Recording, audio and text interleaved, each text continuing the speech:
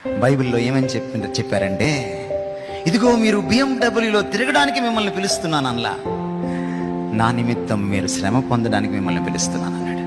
యేసుప్రభు వారు పిలుపునిచ్చేటప్పుడు ఎలా పిలిచాడంటే, ఎవడైనా నన్ను వెంబడింప కోరిన ఎడలా వాడికి నేను బిఎండబ్ల్యూ ఇస్తాను, రెండిస్తాను, వాడు ఒకటి ఇంకొక స్పీకర్కి ఇవ్వచ్చు అని చెప్పలా.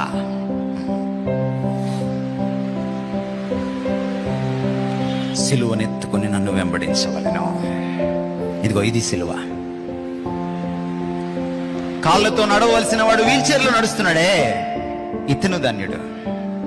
ఇది సిలువ. ఇందాక చూపించారే కత్తిపోట్లు, అది సిలువ. ఎవరండి ధన్యుడు? ధన్యత ఏది? మంచి బట్టలు వేసుకోవడం కాదు ధన్యత, కారులో తిరగడం కాదు ధన్యత. మీది ధన్యత, మీది ధన్యత. ఎందుకంటే మీరు అందుకు పిలువబడరి.